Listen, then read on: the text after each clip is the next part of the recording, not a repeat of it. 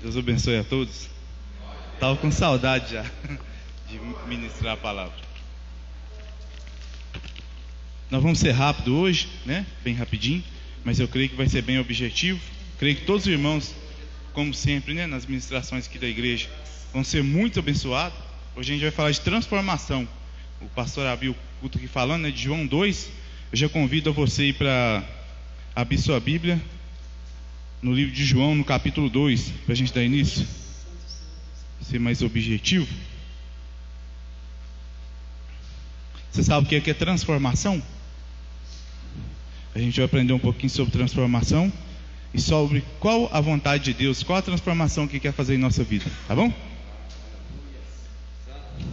Transformação, o que é transformação? Uma pesquisa simples que eu fiz aqui. É um tipo de alteração que modifica algo, alguma coisa em outra, né? Ou seja, um estado em outro. Então vamos ver aqui uma das primeiras transformações que Deus fez, que foi de algo triste para algo alegre. No livro de João 2 diz assim: as bodas de Caná. E ao terceiro dia fizeram umas bodas de Caná da Galileia, e estavam ali a mãe de Jesus. Foram também convidados Jesus e seus discípulos para as bodas. É importante, né? O convite. Jesus foi convidado. E faltando vinho, a mãe de Jesus disse: não tem vinho. Disse Jesus: mulher, que tem eu contigo? Ainda não é chegada a hora. Sua mãe disse aos empregados: fazei tudo quanto ele vos disser. E estavam ali postas as talhas de pedra para a purificação dos judeus, e em cada uma cabiam 2 a 3 metretas. Disse-lhe Jesus: enchei de águas essas talhas. E encheram até em cima, e disse-lhes: tirai agora e levai ao mestre-sala. E levaram. E logo o mestre-sala provou a água feita vinho, não sabendo de onde viera, se bem que sabiam os empregados que tinham tirado a água. E chamou o mestre-sala ao esposo e disse-lhe: todo homem põe primeiro o vinho bom, quando já tem bebido o bom, então o inferior, mas tu guardaste até agora o bom vinho. Jesus principiou assim os seus sinais em Caná da Galileia e manifestou a sua glória, e os seus discípulos creram nele. Depois disso desceu a Cafarnaum, ele e a mãe, seus irmãos e seus discípulos, e ficaram ali não muitos dias. Amém? Hoje eu tirei a tarde lá e estava meditando um pouco nessa palavra. A gente já ouviu falar muito, né? Qual que era o objetivo de Jesus naquele casamento, naquela bodas, né? Que ele foi convidado ali, onde ele transformou a água em vinho, né? Será que ele quer transformar a água em vinho em nossas vidas hoje? Claro que não. Nem é o objetivo de Jesus que a gente nos embriague, né? Mas se você trazer isso para o lado espiritual, a transformação, qual o objetivo de ter transformado a água em vinho aquela vez? Era que o vinho aquela vez simbolizava alegria, né? E ele foi convidado, a palavra diz que ele foi convidado, né? Ele não foi de penetra, igual a gente, quando eu fazia lá no interior, tinha um casamento, nem convidado eu ia, chegava lá. Aí então Jesus ele foi convidado para aquela boda. Então em nossa vida hoje, para que haja uma transformação, que transformação nas nossas vidas quem pode fazer é só Jesus. Então é necessário que a gente convide ele antes. O que significa bodas? Começo, né? Ali era o começo eu creio que ali aquele casal que estava comemorando ali, que estavam se casando, né? Comemorando as bodas, eles convidaram Jesus. Ali era o começo de uma grande história. Ali vinham filhos, netos, bisnetos, tataranetos, uma geração futura. Então é necessário que a gente convide Jesus no começo. Ah, mas eu já estou no meio, né? Claro que você pode convidar também, ou talvez até no final. Mas se você convida no começo, é melhor. Você vai aproveitar mais, vai ter uma vida mais em paz, uma vida mais inteira com Deus. Amém? Então, o que pode transformar, né? Quem pode transformar nossas vidas hoje? Jesus, ele não vai mais, por mais que eu o convide, ele não vai se manifestar como um homem, né? Vamos supor que eu faça algo na minha casa, aqui na igreja, ele não vai se manifestar mais como um homem. Hoje, o nosso Jesus, aquele que venceu a morte de cruz, ele é espírito, né? E quando a gente convida ele, mesmo que seja hoje, que ele já morreu, não só morreu, que morreu foi passado, que ele ressuscitou, hoje, quando a gente o convida, a gente recebe o Espírito Santo. O Espírito Santo de Deus. E Deus sente prazer em nós. A palavra diz que Jesus ele foi batizado no Rio Jordão, né? Estava meditando nisso. E repousou sobre ele o Espírito Santo em forma de uma pomba. E Deus falou assim: esse é meu filho, em quem eu me comprazo, ou seja, em quem eu tenho um prazer, em quem eu me alegro. Hoje, quando a pessoa crê, é batizada, ela recebe o Espírito Santo de Deus. E quando ela recebe o Espírito Santo de Deus, o próprio Deus diz assim: esse é meu filho, em quem me comprazo. Ou seja, a partir do momento que você crê em Deus, é batizado, você é cheio do Espírito Santo, Deus olha para você de uma forma diferente. Ele quer transformar a sua vida. Ali ele fala assim: esse é meu filho em quem eu tenho prazer. Que você crê naquele que morreu, naquele que ressuscitou. Amém? Então, que você permaneça firme com Deus, né? O que é preciso para que tenhamos uma transformação completa em nossas vidas, se tratando, né, com Deus? Eu marquei aqui algumas coisinhas. Abra sua Bíblia para mim, no livro de Romanos, no versículo 12, quer dizer, Romanos 12, no versículo 2. O que é preciso para a gente ter transformação? Porque muita gente conhece o Senhor Jesus e não tem a vida transformada.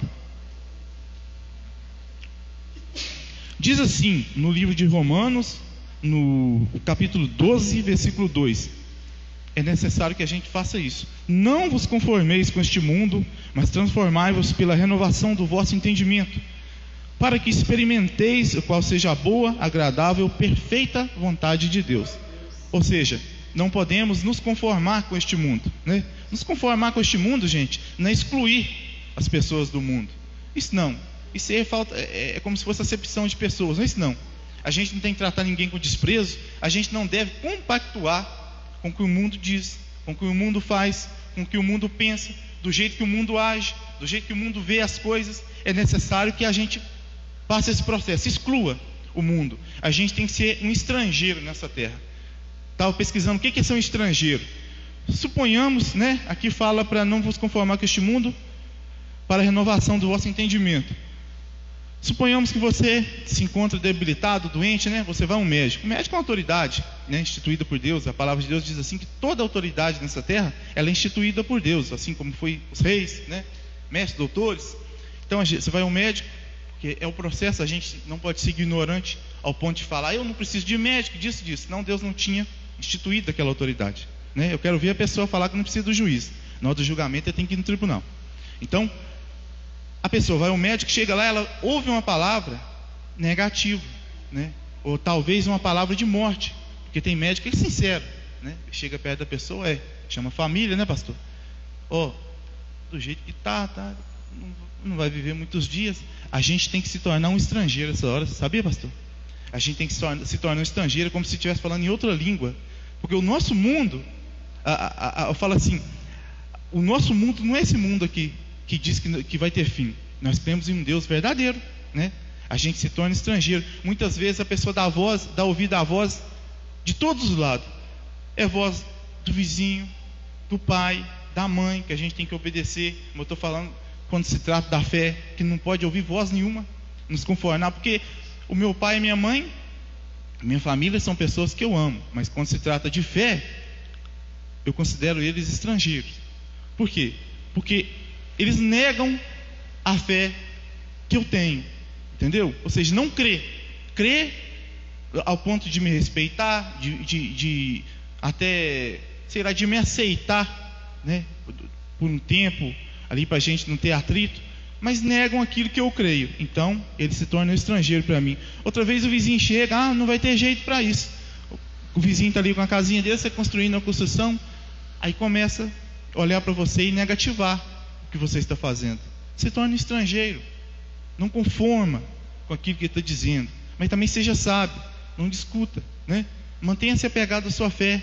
Muitas vezes, quando não tem ninguém para falar, o ser humano fala que quer ouvir a voz do coração. Vai ouvir a voz do coração. O que acontece? A única voz para que possa ter transformação em nossas vidas tem que ser a voz de Deus. Não é a voz do coração, não é a voz do vizinho, do irmão, de ninguém. É a voz de Deus. Quando você dá ouvido à voz de Deus e põe ela em primeiro lugar, aí sim, a transformação.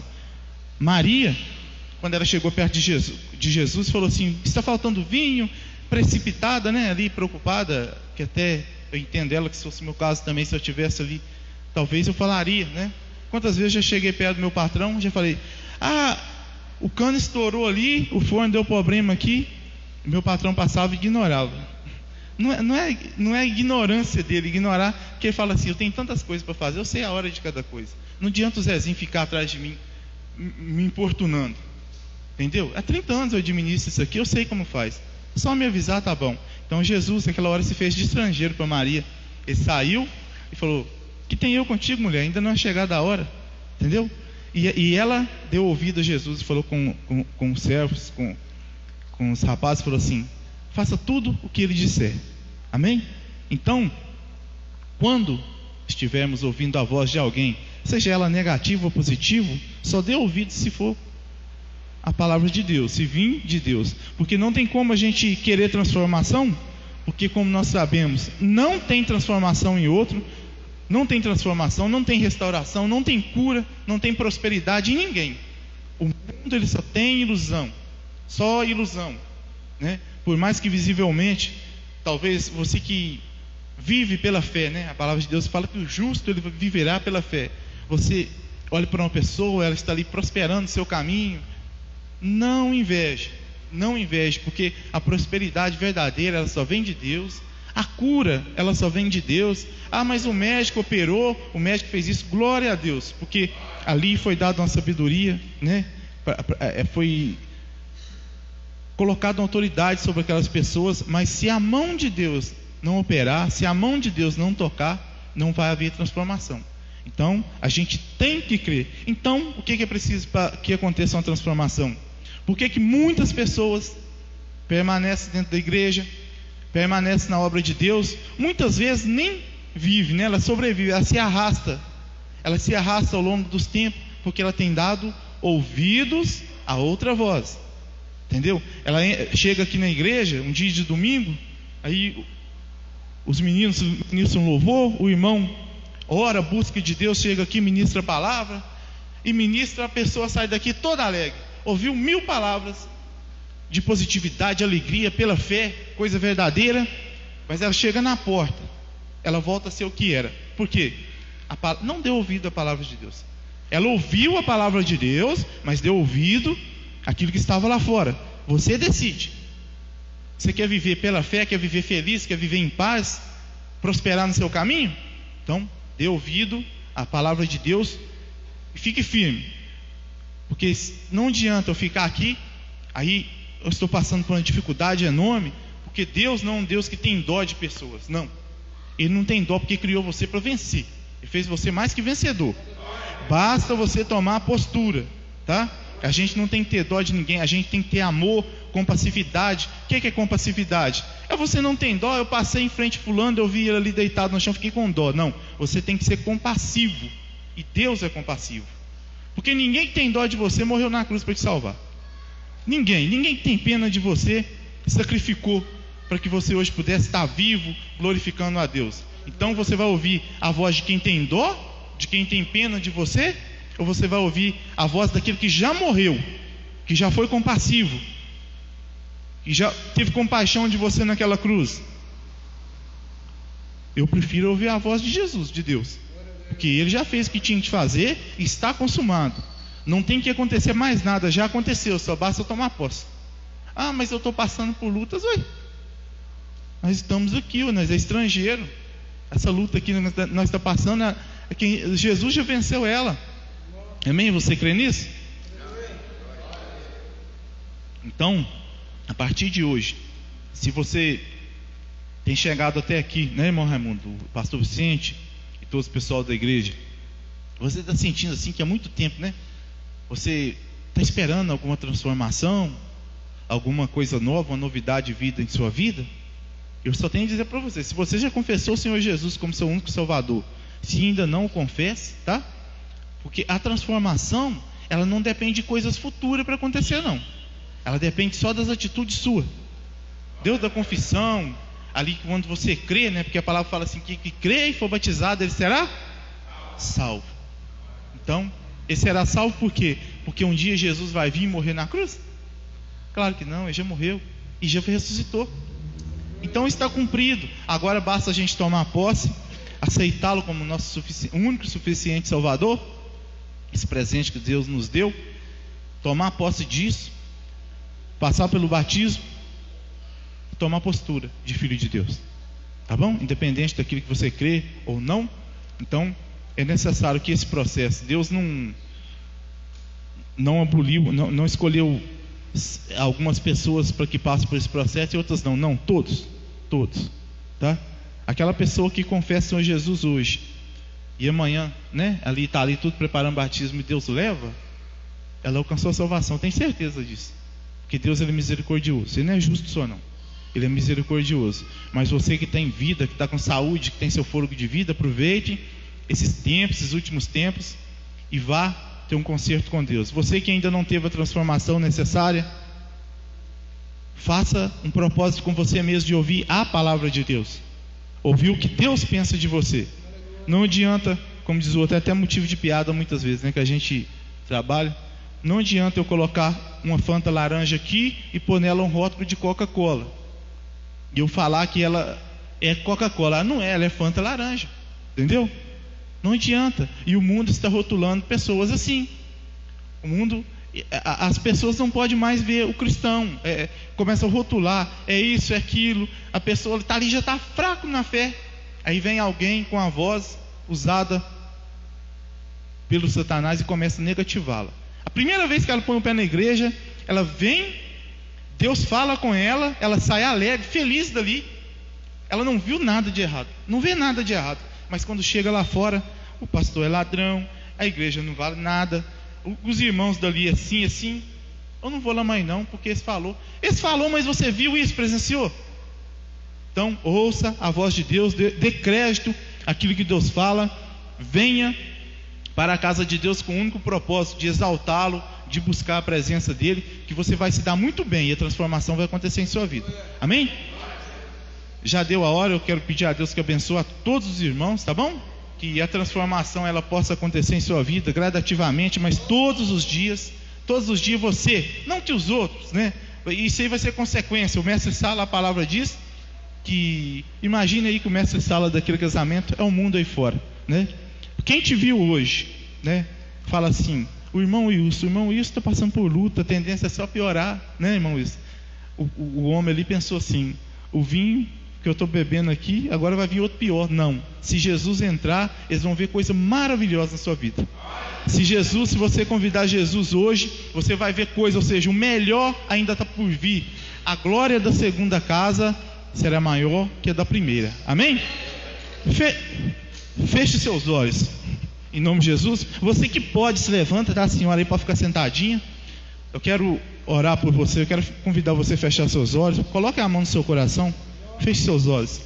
Agora eu vamos pedir a Deus, fazer um convite ao Espírito Santo para que Ele possa tocar em nós nessa noite de uma forma sobrenatural, tá bom? Então feche os seus olhos e comece a falar com Deus, comece a exaltá-lo, glorificá-lo, falar que Ele é lindo, que Ele é maravilhoso, que Ele é poderoso, que só nele você confia, que você não vai dar mais ouvido àquilo que dizem ao seu respeito, porque você vai dar ouvido àquilo que Deus pensa ao seu respeito. Fale com Deus do seu jeito. Senhor, meu Deus, meu Pai, essa noite, Deus, eu quero te agradecer pela oportunidade de estar em tua casa, de estar em tua presença, sabendo, Pai, que o Senhor tem pensamentos, Pai, maravilhosos sobre a minha vida, sobre a vida da Igreja Apostólica do Brasil, de Minas Gerais. Meu Deus, que em nome de Jesus, Deus, que nossos corações, que os corações da igreja, meu Pai, não se permitam, Pai, crer naquilo, Pai, de uma palavra que não vem do Senhor, porque o Senhor tem uma autoridade total sobre nossas vidas. Foi o Senhor quem criou, nos gerou, planejou, Pai. Lá na fundação do mundo, Deus, o Senhor já pensava em nós, pensava em mim. Como pode, Pai, uma criatura virar para os nossos lados e falar que Deus se esqueceu da gente, falar que o Senhor não tem planos, falar em derrotas, Deus? Nós não aceitamos isso, Pai, porque nós sabemos de quem nós somos filhos, de quem nós fomos criados, por quem nós fomos gerados, e sabemos que os pensamentos do Senhor sobre nossas vidas são bons, são perfeitos, são agradáveis. Meu Deus, que em nome de Jesus, Pai, que essa noite o Espírito Santo do Senhor, Pai, venha repousar sobre a vida de cada um que aqui está, e que o Senhor venha falar assim, Deus, Estes são meus filhos, em quem eu tenho prazer, em quem me busca, Pai, dia e noite, em quem me busca perpetuamente, todo dia. O Senhor está nas orações desse povo, Pai. Então sinta prazer, Pai, nessa igreja, nesse local. Sinta prazer nesse ministério. Se alegre, Pai, porque o Senhor se alegrando, Deus, nós somos fortificados, nós somos revivificados, Pai. Muito obrigado, eu te agradeço em nome do Pai, do Filho e do Espírito Santo. Amém e graças a Deus. Que Deus abençoe a vida de todos. E obrigado pela oportunidade.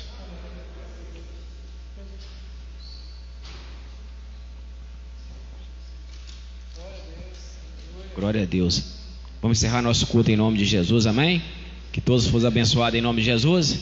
Glória a Deus, aleluia. Soberano Deus e eterno Pai, nós te louvamos, ó Deus, em nome do Senhor Jesus, te agradecemos, ó Pai amado, por este momento que nós passamos reunidos, ó grande e soberano Deus, no nome de Jesus.